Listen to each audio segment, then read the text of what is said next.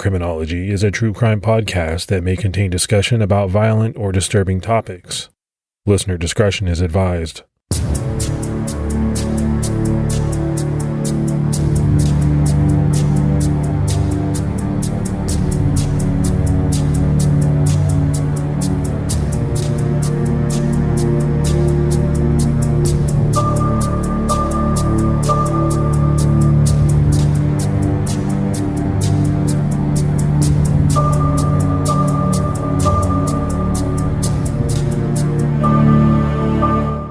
Hello, everyone, and welcome to episode 63 of Criminology. I'm Mike Ferguson. And this is Mike Morford. So, Morf, how are you this week? Doing good. I have a couple issues, but I'm not even going to bring them up because I'm trying to stay positive. So, you know me, I'm always looking on the bright side. You are Mr. Positivity. So, we are about a week away from CrimeCon. I know we're both looking forward to that. But as we sit and record right now, just a couple of nights ago, where I live near Dayton, Ohio, we had some pretty bad tornadoes. It was rough. Yeah, I think I got what you had, remnants of it anyways. Came through Jersey and Pennsylvania last night, and it was pretty rough here, but luckily I don't think there's too much in the way of tornadoes. Yeah, we had 3 touchdown right around the same area in kind of a pretty short span of time. It was very strange. I've never seen anything like it. And I was reading, I think over 50 tornadoes touched down that night. So that was Memorial Day night and into the next day. That's a lot of tornadoes and a lot of damage. Shockingly, I don't know how this happens. And luckily it did. There was one older gentleman that died from the tornadoes. But you look at the devastation. This is just in Dayton that I'm talking about.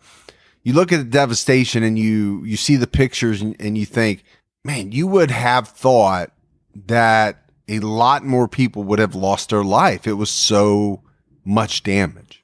Yeah, it's really sad to see, and hopefully none of the listeners out there were affected, but it's a good thing that there wasn't more casualties. I know in Pennsylvania, they already have the amount of tornadoes they get in a year they've already had so far this season. So that's looks like it's going to be a trend that's going to keep going up. Yeah, pretty rough. But let's segue from that into, the case that we're going to talk about today. And even before that, we have some new Patreon supporters. So let's give our Patreon shout outs. We had Catherine Souther, Jennifer Scriva, Sarah Corey, Brianna Bass, Dia Riddall, and Lena Smedbach. So a lot of new support. It's great. It's amazing. We say that all the time. We very much appreciate it. Yeah, we can't thank you enough. And it means a lot that you're willing to help out the show like that. And if you'd like to help support us through Patreon, you can visit patreon.com/criminology. And just a reminder, the interviews that we did for last week's episode for Ellen Greenberg, we're going to release them on our Patreon feed, so keep an eye out for that. All right, Morph, let's jump right into this episode. It is going to take us back to the Houston, Texas area, where we're talking about an unsolved 1990 double murder of a young couple in a Lover's Lane area. And you and I have done a lot of cases. It seems like a lot of the cases have centered around a Lover's Lane type area, whether you're talking about Zodiac, or it just seems like there have been a lot of murders in cases that, have centered around that type of locale. Yeah, it seems like those are the kind of places you go for privacy, but those are the kind of places the bad guys also go to find young couples that are secluded and no witnesses around. Yeah, exactly. For the very same reason, right? There's privacy, which means what? Not as many people, less likely to be witnessed. But this murder, it shocked the city of Houston. And what it really did was it put a lot of the other young couples on high alert. So the young couple that was murdered was 22-year-old Cheryl Henry and 21-year-old Andy Atkinson. And Andy's father, Garland Atkinson, he joined us for this episode to help provide, a view into this case from his perspective. So you'll hear from him throughout. But we have to talk about that time frame. It was August 1990. Summer was coming to an end. Kids were preparing for another year of school.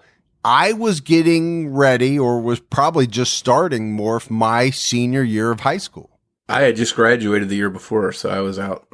Out and drinking like a fish, probably. No comment. But the other things that you had during that time frame, the Gulf War had just started in the Middle East. George H.W. Bush was president. And that August, and August 20th in particular, young girls were swooning over the boy band New Kids on the Block. They were playing at the Houston Astrodome. Morf, I know you were a big fan of New Kids on the Block. I had a poster on my wall. Did you really? Yeah, it wasn't. I was saying that. It wasn't New Kids on the Block, though. I wasn't a New Kids on the Block. Oh, now you're going to backtrack. I was actually saying that facetiously, but then you're going to step in and admit something. And the very next night, Kiss was playing to a jam-packed crowd at the Summit. Now, I know you, Morph, that is a band that you would have had a poster of. Kiss, I definitely would have had a poster of. That was more your speed. You were kind of a metal guy. I know that. Yeah, no New Kids on the Block. Sorry, Mark and Donnie and the rest of you guys. You just happen to know all their names. I know that's all it. their I'm names. going to leave it alone. I've got their autographs too. No, just kidding. I'm going to leave it alone. And the people of Houston had no idea what was about to happen in their community the next night. So that's why we're setting all of this up. We're leading to August 22nd, when the murder of this young couple occurred. Cheryl Henry was born on October 24th, 1967. She was the oldest of 3 siblings. She also had 3 younger step-siblings. Cheryl was a beautiful and fun-loving young woman with a contagious laugh. In 1990, she was attending Stephen F. Austin State University in Nacogdoches, Texas. This is about 145 miles northeast of Houston.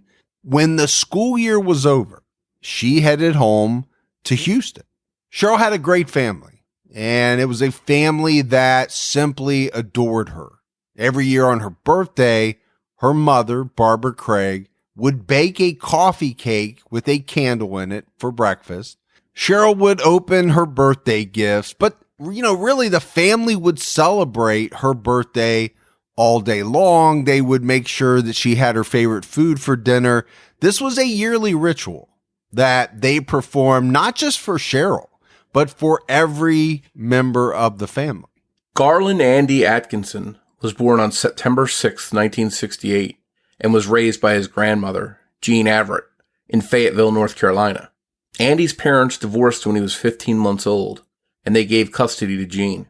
In 1988, Jean moved to Houston after the death of her husband, while Andy stayed in North Carolina to attend classes at Campbell University, a small liberal arts college.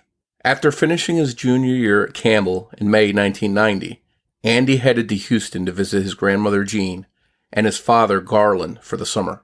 Andy was handsome, kind, and had a lot of love and respect for the people in his life, and he easily made friends. After he arrived in Houston, he got a job at Gold's Gym on Gulf Freeway. He gave his first paycheck to his grandmother as a gesture of gratitude for taking care of him all those years. In early August, Andy met a girl named Cheryl Henry, and there was an instant attraction and connection between the pair. Ever since he had got his driver's license, or not his driver's license, ever since he graduated from school, I gave him a Honda CRX, a little white Honda CRX. Bought him a Honda for his graduation. And he would, one time he flew down before he had got the car, when he was about 16 or 17. I flew him down, and he'd stay for about a week, maybe 10 days tops, and visit me. But his girlfriend that he was madly in love with, that he had been going with for 2 or 3 years, I mean, he had several girlfriends, I'm sure, but his main squeeze, he's number one, and all of his friends lived in Fayetteville where I left in 1977, January. Well, in August of 77, when he was in the 4th grade, I moved him down here to Houston with me, and he was living with me. And I had a serious run-in with the federal government in December the 19th of 77, and ended up, before all was said and done, and I was out from under anything, a little over 26 years, 19 years in federal prison. And Andy was living with his mother and grandmother in Fayetteville, because they lived right, it's like a family neighborhood. Uncles, cousins, aunts, mother, grandmother. Across the street was his other grandmother. Andy would drive down his new CRX, and he would work at Dream Street, where I was working at that time, the door on the weekends, although he couldn't drink, but he could be in there. You can be in them at 18. You can be in them at 14 years old, as long as your legal parent or guardian is with you, and you can drink as long as they're right there in your presence. Texas law. Strange, but that's how it is. And so he would work the door, but he could not stay on the phone from his girlfriend. I kept trying to get him to move down there. No. Well, then in June of 1990, he called me, and he said, "Daddy, me and Bosley's headed that way." Bosley was his big red chow. And I laughed, and I said, "Yeah, you coming down for another couple of weeks, you little shit?" "No, I'm moving." Me and Vanessa split up. She's moved to Florida, where her dad lives, and I'm moving to Houston. I want to start at UH. They say he had graduated from college in North Carolina. He hadn't. He had went about a half of a year, a couple of semesters at Campbell University in North Carolina. When he was moving down here, this was like maybe 7 or 8 months before he and Vanessa split up, and he decided to make the move to Houston. So when he called me, he said, "Yeah, I'm serious. Me and Bosley are getting in the Honda, and we're headed that way." I said, "Are you serious?" Well, his mother had moved down here as well. She was a care nurse and was taking care of a lady out by the Sharpstown area. His great-grandmother, who raised him as much as my mother, just as she raised me as much as my mother, because it was a tight-knit family, and we all lived right there together. I said, "Great. As soon as you get into Houston, you call me, and I'll come out and meet you and direct you to the apartment and over to where your grandmother's staying." Okay. About a day and a half later, I met him out off 59 Southwest Freeway that runs down toward Victoria and Matamoros, and took him over to my apartment first, where me and my second wife were staying. Xander saw him, Bosley. We have, talked for a while. Then I took him over to Sharpstown, which is going out toward the football stadium. And that's where he was going to stay, because it was just my mother and this older lady she was taking care of, in about a 4-bedroom nice house in Sharpstown. And the lady's son that lived in Arizona thought that was a great idea, because now there's a man at the house. So everything worked out. Less than 2.5 months later, he was tied to a tree and murdered. But his intentions, when he got down here, he went to work at Gold's Gym out 45 South going toward Galveston, and got a management job out there. And then he started hanging out at the Yucatan Liquor Stand, which had the volleyball courts, and then Sam's Boat, which was a very popular hangout for kids his age. And his intention he had already got the forms and had filled out some of the forms. The only thing that was left to do was him to submit everything and take the money, whatever was necessary, to UH, because he was going to start his first year at the University of Houston in 1990 in September. And he never made it. When Cheryl met 21-year-old Andy Atkinson, her eyes lit up. She thought he was handsome, a wonderful guy. She really thought he had a great smile. And it didn't take long for the pair to become inseparable. To everyone that knew the young couple, there was no doubt they were really connected, and this was the beginning of a serious relationship. This didn't appear to be a fling. Now, Garland Atkinson was a longtime fixture in the Houston area strip club scene, and Andy wound up working in that scene as well. And according to Garland, Cheryl was also working at one of these clubs, a place called Rick's, which is where Andy and Cheryl first met. Well, when he started dating Cheryl, he met her at Rick's. She's a stripper. So, Morf, I think we want to be very, very clear here. Garland is saying that Cheryl was a dancer in one of the clubs, but there are mixed reports on this. We do believe that she worked in one of the clubs, but there is debate as to exactly what she was doing. So definitely want to make that clear. Garland is saying that she was a dancer. On Wednesday, August 22nd, 1990, Andy called his grandmother Jean from Gold's Gym to let her know he was taking Cheryl out on a date. They were going to a neighborhood club called Bayou Mama's near the intersection of Westheimer and Gessen. That night, Andy and Cheryl arrived at Bayou Mama's and met up with Cheryl's sister Shane and her date. Shane later said that Cheryl and Andy were enjoying their new relationship, and a couple times during the night, Shane jokingly told them to get a room. And this is typical behavior for a young couple that's fallen for each other. It was hard for them not to show their affection. The two couples had a good time together. Before parting ways at 11:30, the sisters kissed each other goodbye. It was the last time Shane saw her sister alive. So they go to Lover's Lane. Andy has no idea about the huge city of Houston. She had to have been there before. She is the one that told him where they were going. And the area, it had like a concrete or brick security house that sat right on Enclave Parkway. When you go out there, you go out Westheimer, which is a pretty wide ride from the Galleria area in Houston. And when you get to Derry Ashford, maybe about 5 or 6 miles away from the Loop and the Galleria area where the Galleria, the huge mall is, etc., with all of your high dollar stores. And you get to Derry Ashford and you make a right and you go down about a mile to Briar Forest, to the first light, maybe the second one, but to Briar Forest, and you make a left. And this is Briar Forest. There was a little turn, just a tiny curve. You wouldn't even call it hardly a curve, a bend in Briar Forest with a caution light. And when you got that caution light, the road to the right was Enclave Parkway. This is an undeveloped area, other than when you make the right, maybe 100, 200 yards down Enclave Parkway on the left-hand side was a huge Cisco Systems business office.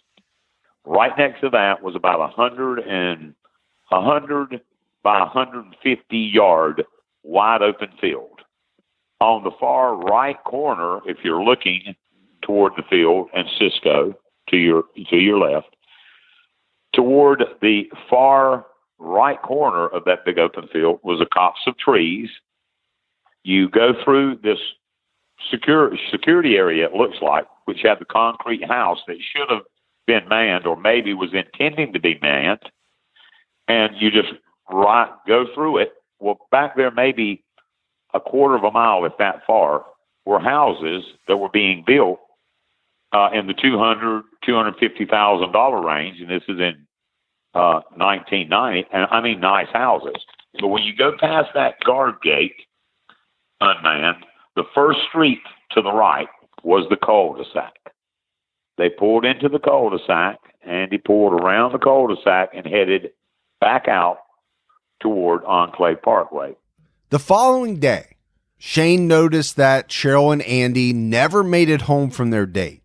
She was worried, so she reported the couple missing.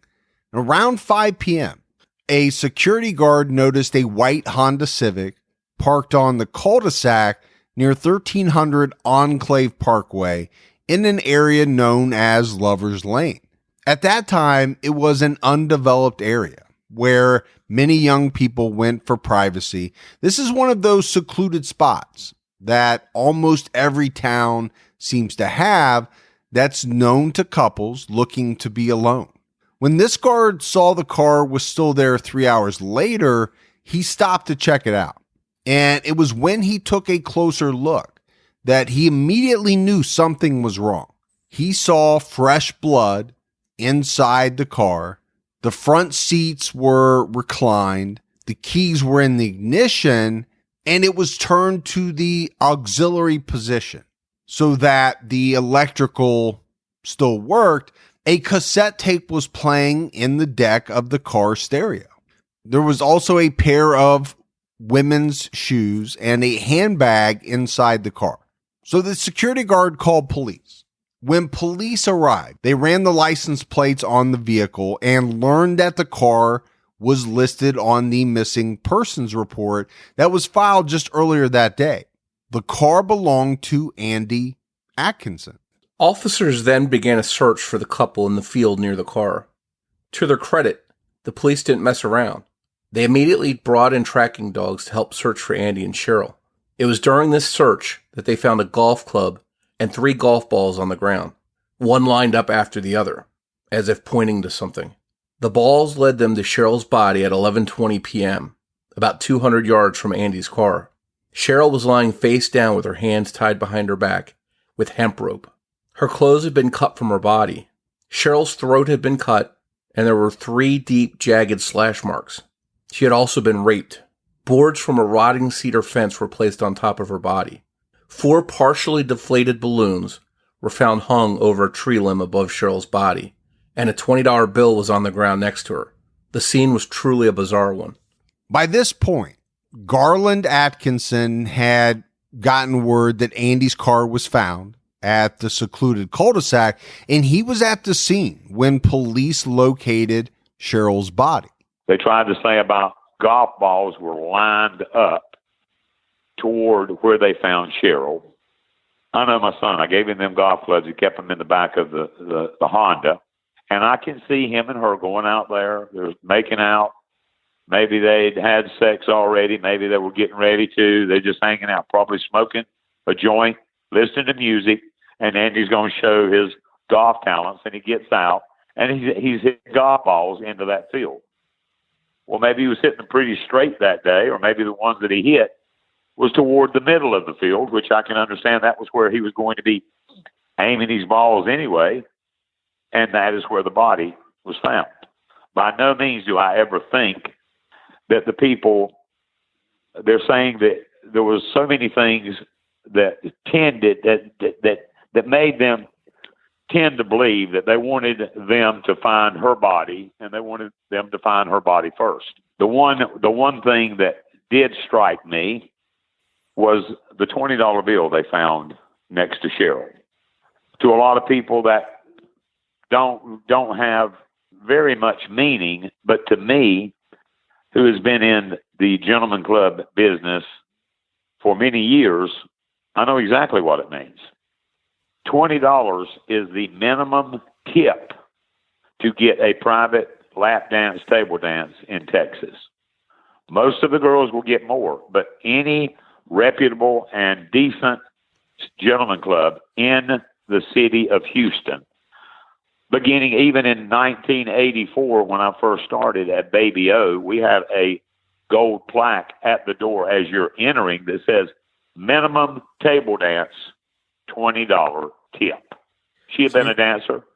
Maybe they didn't know that time that Andy had met her while she was dancing at Rick's Cabaret, because I don't think her parents knew it. I don't think her mother knew it. I think her mother came to grips with that when Cheryl had told her, or she found out that Cheryl was working at Rick's, and when her half-brother Chris had told the cold case squad that in 2008, the mother didn't even speak to her son for almost a year because of what he had said about her daughter. His sister besmirching her name.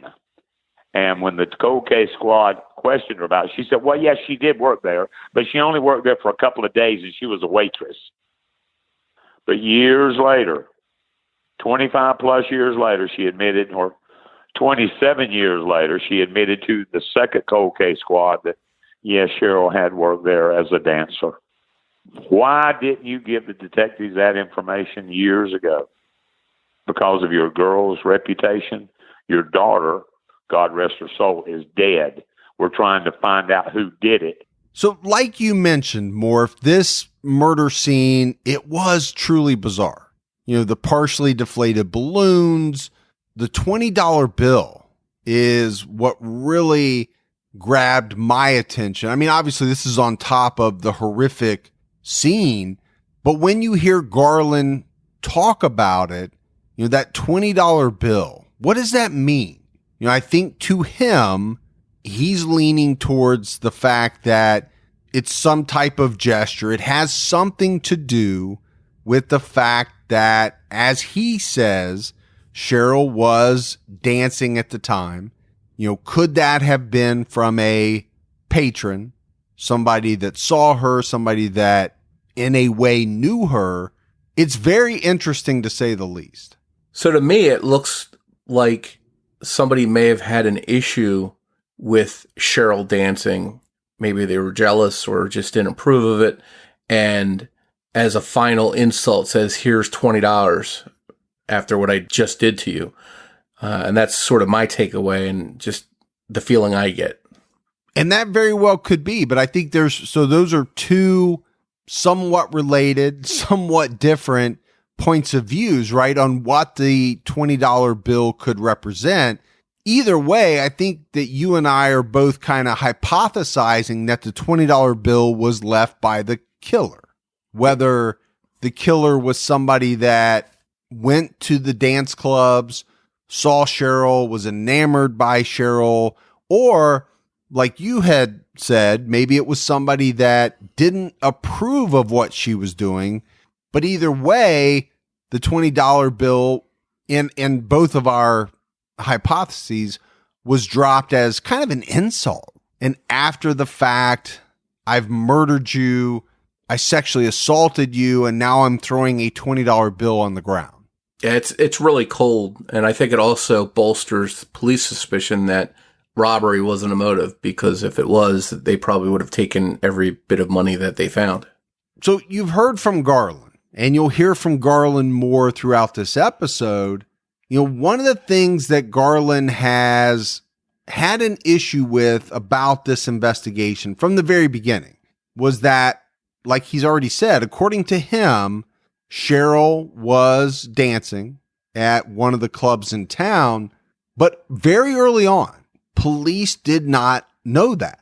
I'm not sure whether her family didn't know that, but whatever the reason, that information was not relayed to the police. And so, you know, I think Garland has had an issue with that, because obviously if they have that information, Morph, that leads them down a certain path of questioning certain people, of looking into, you know, maybe the club that she was working at.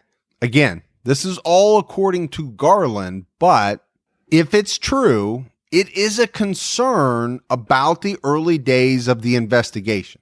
Yeah, I think early on in any investigation, police want to have all the right facts and be able to chase all the right leads and question the right people, like you just mentioned. So if this information wasn't known to police at the time, I could understand concern later on that it wasn't relayed and those avenues weren't explored. So police had found Cheryl's body, but Andy wasn't anywhere in sight, and police had no way of knowing whether he might have been the person who killed Cheryl, or if he too was a victim. So you have to imagine this scene. It's Texas. It's August. It's extremely hot. There's probably a lot of bugs. And these officers are trying to search this area in the dark with flashlights. They tried their best, and they searched for Andy for hours, but eventually they had to call it off until the next day when the sun rose. And we touched on it briefly, but Andy's father, Garland, is at the scene. He hears that Cheryl's body has been found. He has no idea what has happened to his son? That, Morf, and we've talked about it a number of times, has to be a very agonizing period of time. When you find out that a loved one is missing, you have no idea what's happened to them. Add on to that, the person that they were supposed to have been with is found dead. Officer J.J. Wilson remained on the scene overnight and then resumed searching as soon as daylight hit. At 9 a.m. on August 24th, Andy's body was found about 100 yards from Cheryl's. He was tied to a tree in a sitting position with his back against the tree. His throat had been viciously cut and his head nearly decapitated. The day after they found Cheryl and found Andy the next morning, I walked through that copse of trees 3 or 4 times that night because I was out there. I was there when they found Cheryl's body and went running toward the middle of that field when I saw the cops stop and they're shining their flashlight down. And they turned around. The guy says, "Stop. Don't come any close. Stop screaming." Yeah, okay, right. Yeah, that's my son's car. You looking at something? I ain't stopping. Well, the cop has to run back toward me to restrain me. And I'm saying, that's my son's car up there. What is that? I can't see. I can just see the other cop standing in the field by something. It is not your son. It's the girl. Well, then I just went nuts. I went nuts because she's there. Obviously, she's hurt or dead. My son's got to be around here. I'm going crazy. I go back toward the cul-de-sac.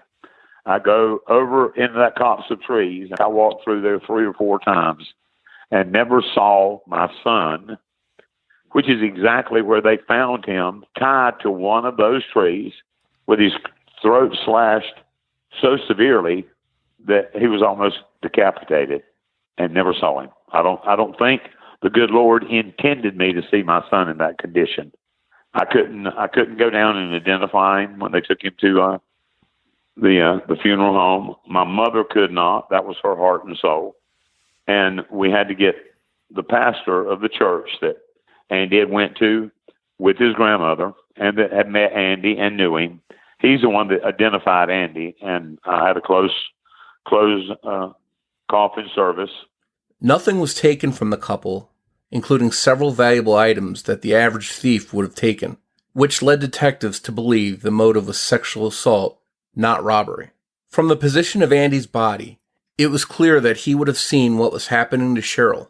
Based on evidence and post-mortem examinations, police would later conclude that Cheryl was likely raped and then murdered while Andy looked on helplessly. The killer then made his way over to Andy and murdered him. And if this scenario really played out the way police believe it did, you have to be wondering what was going through Andy's mind. Yeah, this is a scene out of some type of horror movie. Tied to a tree, essentially forced to watch as your girlfriend is sexually assaulted, tortured, and then ultimately murdered. And then what is running through his mind at that point? It has to be, Morf, that he's about ready to be murdered as well. And it's hard for me to fathom what Andy would have been thinking and how helpless he would have felt at that moment. It's scary and unimaginable. I think it's the stuff of nightmares. Now, we talked a little bit about the scene in the car, the way the car was found with the keys in the ignition, the seats are back, the music is playing. All of this led police to believe that Cheryl and Andy went to the secluded area to have some alone time, as many young couples did back then, but they were interrupted by the killer or killers. We really don't know if this was one or multiple individuals, but these were brutal murders. We've described them. There's no doubt about that. The detectives working this case, they were visibly upset about how savage these killings were. They believed that it was possible there was more than one attacker, and within days of the crime, detectives interviewed about 50 people, but had developed no leads in this double homicide. They did, however, discover there were 3 sexual attacks that occurred in that general area around that same time frame, but no further leads developed. Police spent countless hours investigating the case, conducting numerous interviews, but there were no witnesses. There was very little in the way of physical evidence other than semen that was found inside Cheryl. The only thing that police knew for sure was that they were dealing with a ruthless, cold-blooded killer or killers. The FBI put together a profile of the suspect. The profilers believed he may have known Cheryl or Andy, or both. Covering Cheryl's body with the boards could mean a prior personal relationship with the victim. The suspect may not have intentionally meant to kill Andy. They felt the suspect was about the same age as the couple, had an above-average intelligence level, but was a low achiever. He may have even been interviewed by police at one time. 1 month after the murders, Houston homicide detectives announced a $10,000 reward for information leading to an arrest. While this generated hundreds of calls to police, not one call provided any good leads or clues. Years later, in December 2004, police released a handwritten note that they believe may have come from the killer. They actually received the letter in March of 2001, but they held on to it. The letter was postmarked from Houston, and in block letters, the note said, "If you want to know who killed C. Henry and A. Atkinson, it will cost $100,000. The letter also told investigators to reply in the classified section of the March 12, 2001 issue of the Houston Chronicle. The writer warned police, a lawyer will be hired to make sure you play straight. Police answered the note and followed the author's instructions. A number was given for the anonymous sender or a lawyer to contact investigators with directions on, quote, playing straight. So as soon as I read about this, Morf, I immediately thought about the movie Red Dragon. You know, there is a scene in that movie where Ralph Fiennes is trying to communicate with Hannibal Lecter, Anthony Hopkins, and they're doing it through the newspaper. I mean, you don't see it a lot, right? I think you see it a lot in movies, but you don't see it a lot in real life. And I think every case that we do that involves this type of communication, it's very interesting. Like you just said, there's not many instances of killers writing letters to police or newspapers to taunt them. Obviously, we have cases like Zodiac where the killer actually did write letters, but there are also a lot of cases where people send hoax letters, and for whatever reason, they want attention from the police or newspapers, and you have to wonder if that was at play here or if this letter was really from the killer. I'm thinking of other movies, too, where I've seen instances where letters were mailed, whether it's like a Charlie Chan movie where he's getting mysterious notes, or an Agatha Christie movie or story where somebody's sending letters. And this is nothing new. This has been going on for hundreds of years. The timing of that letter was curious because it came so long after the murders and during a period when the case was getting no publicity. The last article written on the murders was about 6 months before the note was received. Maybe the sender wanted attention on the case again. Police were positive that whoever sent the note would not contact them again. They released the note to the media hoping someone would recognize the handwriting, but nobody came forward. And there were a few possibilities as far as this letter. First was that it was a hoax. We know people write letters in cases that they have nothing to do with because they get some kind of disturbing pleasure from it. We talked about that kind of writer on an episode not too long ago called The Cruel Writer. In that case, a single writer mailed letters in multiple cases in multiple states, and they were all deemed to be a hoax. But it definitely proved what kind of lengths some people will go to in order to get attention. And these kind of hoax letters sidetracked the police investigation in the process, not to mention giving the families of the victims false hope. So that's definitely a possibility. The second possibility is that this really was a note from the killer. As we know, as we talked about, it doesn't happen all that often, but sometimes killers do actually mail letters to taunt police or family members of victims. We saw that with the Zodiac. But if this letter really was from the killer, why mail it 11 years after the murder? What did the killer have to gain from sending the letter? If anything, he could slip up and provide some type of clue that could lead police to him. But we've seen that happen before. The BTK case comes to mind. That's a case that we covered on True Crime All the Time. When Dennis Rader taunted police by mailing them a floppy disk, it proved to be his downfall. And he didn't have to do it. That all came years after his murders. The last possibility with this letter was that perhaps it was mailed by someone who could identify the killer.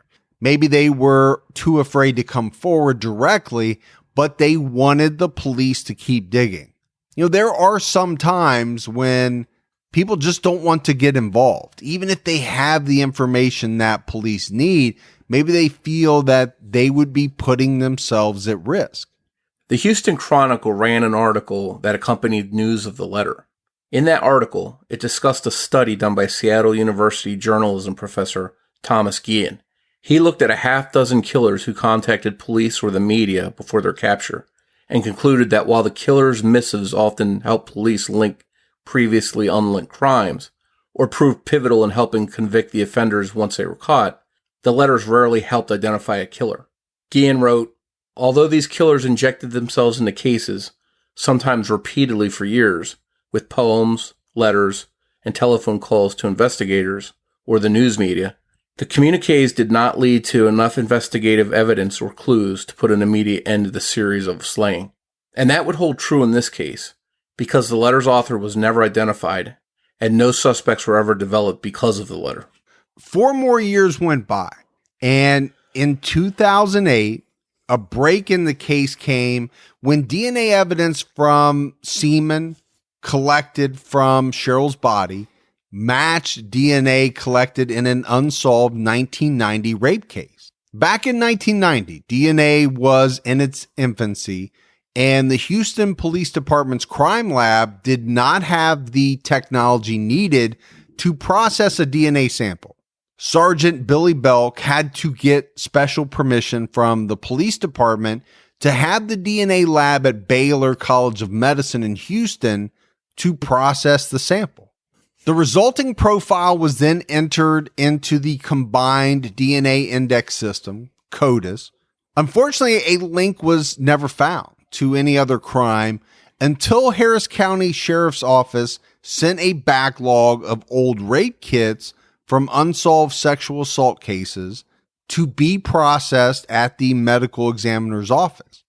The medical examiner developed DNA profiles from these old rape kits and entered them into CODIS. In 2002, the Houston Police Department DNA lab was closed and hundreds of DNA samples were retested. Apparently, there were some issues with the way the lab was being run and how its evidence was being handled. But Houston police have said they're confident in the lab work done on Andy's and Cheryl's case.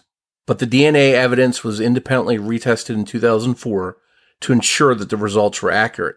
In October 2008, CODIS registered a match with a sexual assault that occurred only 2 months before Andy's and Cheryl's murders. Detective Michael Miller tracked down the victim in Galveston County and interviewed her. Her memory of that awful night was still very fresh in her mind, as were details of her rapist. She recounted her attack to Miller. On June 20th, 1990, the victim, a 30-year-old exotic dancer, left work at Gigi's Cabaret around 2 a.m. Her live-in boyfriend was a commercial pilot and was traveling that night, so she got some takeout and took it home to her boyfriend's house on the 7800 block of Terracotta Drive. She ate the takeout alone in her living room. After she finished eating, she walked upstairs towards her bedroom, and suddenly a man leapt out of her bedroom door.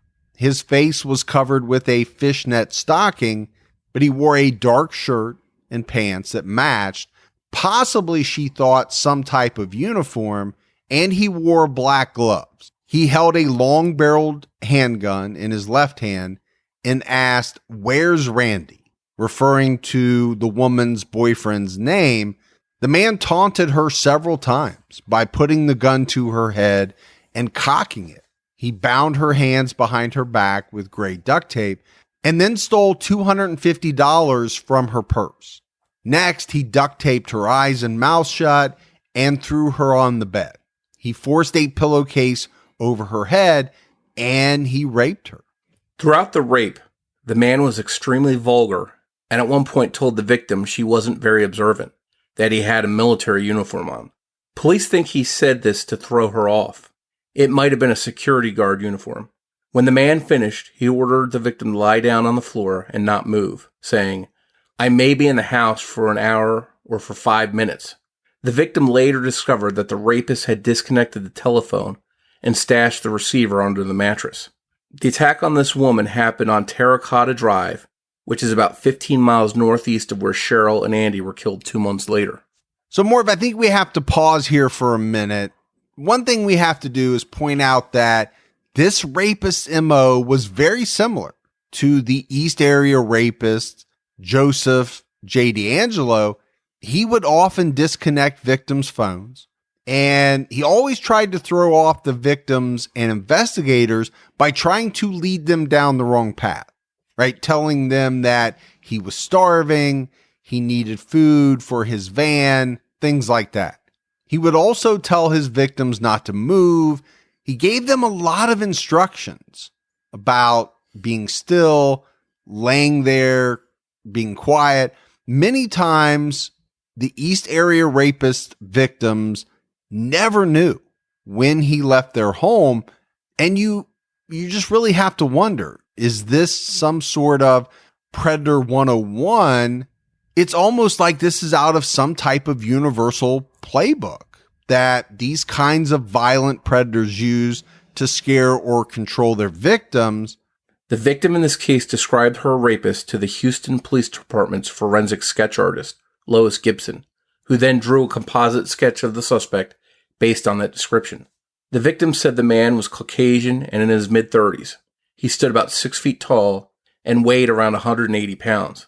He had brown hair, brown eyes, olive skin, and a possible mustache. The victim thought her rape might have been connected to a moving company she had recently used. One of her movers had threatened her life prior to the assault. However, police were never able to prove that theory. But police did learn of a connection between her and Andy Atkinson, although it could have just been a coincidence. She once worked for Andy's father. Again, Andy's father spent decades managing clubs in the Houston area. So, Morf, as we try to tie all of the information together, right? According to Garland, Cheryl Henry worked at a similar type club called Rick's Cabaret. Andy occasionally worked the door at another club called Dream Street, a club managed by Andy's father, Garland. So at some point in time, police start to develop a theory that centers around the killer or killers being frequent patrons to some of the local strip clubs, or maybe that they worked at some of the local strip clubs. And that is how these women were targeted. And I do think there seems to be a real possibility here that, this killer or killers was indeed connected to the victims through these clubs somehow. Again, maybe he worked in one and we're assuming that the killer is a he, or maybe he frequented them as a customer. But you have to look at it. You have all three victims sharing this connection, right? As well as Andy's father. It's hard not to look at that possibility. And that's where police started to go. But even with that theory, there were no strong suspects developed that were connected to the Houston club scene. Investigators were convinced there were other victims out there, but after the composite sketch was released to the media, no one came forward. And you have to wonder if the investigators may be right. These kind of violent offenders seem to not slow down or completely stop, and often their pace gets faster as whatever's driving them takes over. In this instance, Cheryl and Andy were murdered only a couple months after he raped the woman who helped create the composite sketch of her attacker. is a person like that really going to slow down or stop? And my answer to that, Morph, is no. I think we have seen it time and time again with all of the different cases that we've covered, with all of the research that we've done. I think it's pretty safe to say that most of these offenders, the very large majority, do not stop on their own, cannot stop on their own, and they won't stop until they're stopped by either police, being put in jail, being killed, whatever it is. That compulsion, whatever it is that is driving them, it's just too strong. And on their own, it's hard for them to stop. Now, having said that, you look at the case of Joseph DeAngelo, the suspect in, the East Area Rapist, Golden State Killer case. I think police believe that he stopped on his own, but you have to look at why. I mean, this man, if it really is Joseph DeAngelo, he got away with, these horrific crimes for so many years. At a certain point, he got up there in age, right? The crimes that he was committing, they were very, what's the word I'm looking for, Morph? They were physically demanding. Yeah, they were very physical attacks. At a certain point in time, I believe that he got to an age where he just couldn't do that anymore. Now, did that mean that he didn't want to? I don't know. I can't answer that. But he certainly didn't stop when he was physically capable of committing his crimes. He didn't stop on his own during that period of time. Even with BTK, who you mentioned earlier, he seemed to stop for what reasons we don't know. But I think that it's been shown that they can stop for whatever reason, even if they don't want to. Maybe it's just age, the physical demands of it. But during their prime, when they're younger and able to do these crimes, they don't seem to slow down. That pace seems to pick up. So you have to wonder if Cheryl's and Andy's killer, if he was in his prime, would he have stopped? Yeah. And again, I think the answer is no. We just happen to pick two examples in, EAR and BTK of people that got away with crimes for a very long period of time, right? So long that they got older, their family life changed, right? Everybody goes through a lot of things in their life. Most people, I don't believe, get away with their crimes as long as these people did. Now, in 2017, investigators said that they were using familial DNA testing to help solve the murders. Obviously, Morph, this is something that you and I have talked about a lot. We did a whole season of Criminology on this type of DNA testing and crimes being solved. If the police have a potential suspect, but do not have enough evidence to compel a DNA sample, a relative of the suspect can share his DNA with police. If there are enough genetic markers to show a genetic relationship, police can use probable cause to get a sample from the suspect. And we know that genetic genealogy is a game changer and could possibly be a game changer in this case, as it has been in so many others that were recently solved. But within the past couple of weeks, GEDmatch made a stunning about face and announced that all of the users of their site will now need to opt in to allow their DNA profiles to be accessed by law enforcement. And this is a major blow, and it has caused quite a stir. It's caused a lot of discussion because people have seen what good has come from law enforcement, being able to search through some of this DNA. And now if they're cut off, they're not going to be able to solve some of these long time unsolved crimes, potentially. And I think that would be a real shame because we've seen the results. We've seen the faces of the victims that were, who finally got justice after these years. And to go back on that and make it harder for law enforcement to use that database is really sad, in my opinion. Yeah, I think it's a balancing act, though, right? It's a balancing of user confidentiality, users' rights, and the ability of law enforcement to, access this powerful tool. It's tough. It's a tough thing to navigate. I think we heard when we were doing that season from a lot of people that said, man, I don't want my DNA out there. I don't want, to somehow find out that my grandfather or whoever it was this killer. I think we heard things like that.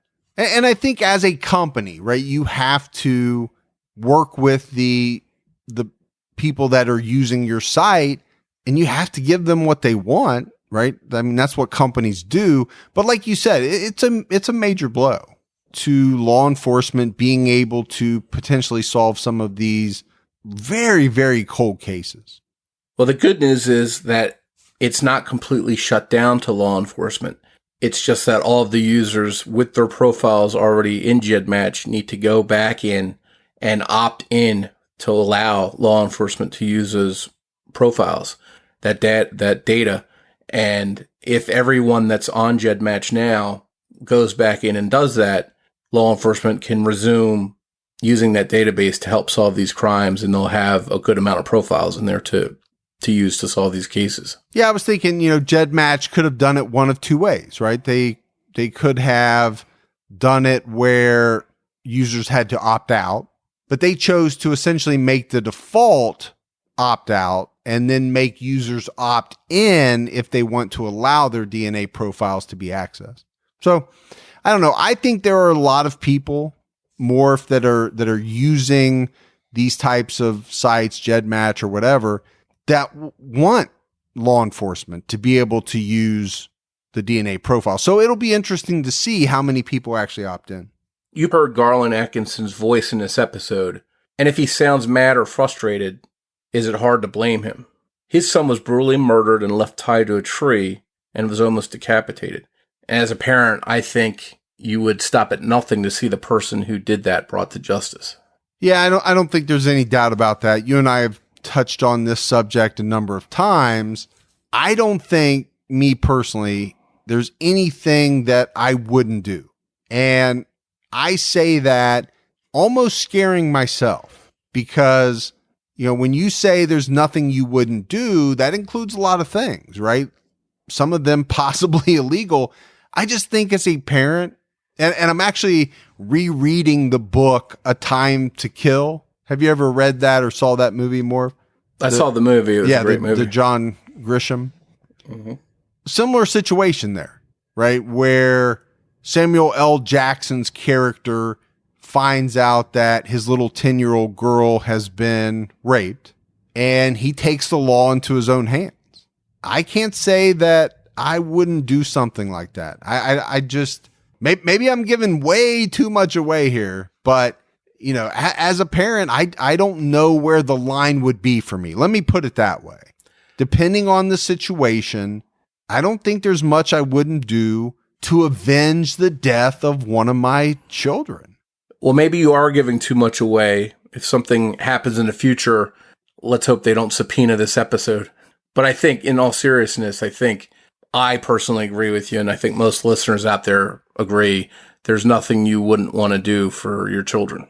I think the bulk of us would let the police handle it, and hopefully it comes out the way it's supposed to come out. I think that's the reason why I brought up A Time to Kill. It didn't work, right, the way it should have, and Samuel L. Jackson's character decided that he had to take the law into his own hands. So, Morf, in wrapping up this episode, I think it's very tough not to look at the club scene as kind of the center of this case, right? Andy working at a club. People have said that Cheryl worked at a club. Andy's dad being very well known in the Houston club scene. It makes you wonder if whoever perpetrated these murders moved in those same circles. And don't forget, the victim who was raped a short time before the murders occurred was also a dancer at one of those clubs. So, is there something to that hopefully Andy's and Cheryl's families won't have to wait much longer, as it seems that investigators are turning to genetic genealogy to catch this killer. They have to be very hopeful, right? Because we know that in many instances, this method is going to be what does these killers in. If the murderer or murderers of Andy and Cheryl are still out there, they better be looking over their shoulder. You know, if it's more than one person, all you have to do is look through the recent news to see the success that law enforcement has had in solving some of these cold cases. Now, hopefully the recent JED match hurdle for investigators is one that they can overcome. If any listeners have information about this case, you are urged to contact the Houston PD Cold Case Division at 713-308-3618 or call Crime Stoppers at 713-222-TIPS. There's also a Facebook page out there that you can check out. It's called Help Cheryl and Andy. Special thanks goes out to Garland Atkinson for coming on to discuss this case with us. Thanks also goes out to Debbie Buck at truecrimediva.com for writing and research assistance in this episode. If you haven't done so yet and you love the show, please take a minute, go out, give us a 5-star rating. That goes a long way towards helping other people find the show, and keep on telling your friends. You know, that makes a world of difference. If you want to find us on social media, we're on Twitter with the handle @CriminologyPod, and we're also on Facebook. You can find us by searching for Criminology Podcast. You can also join our Facebook discussion group, which is Criminology Podcast Discussion and Fans. So Morf, next week, next Saturday, we will be at CrimeCon, but we didn't want to leave the listeners high and dry. So we are putting out an episode next week. It's a very special Q&A episode. We had a lot of listeners submit questions, and you and I attempted to answer them the best that we could. And the questions are kind of all over the place, right? We have questions about us. There are questions specifically about cases, you know, alcohol preferences, music preferences. There's just, they're kind of all over the map. So we'll be back with you next Saturday night with that Q&A episode. So until then, this is Mike Ferguson. And this is Mike Morford, and we'll see you back soon.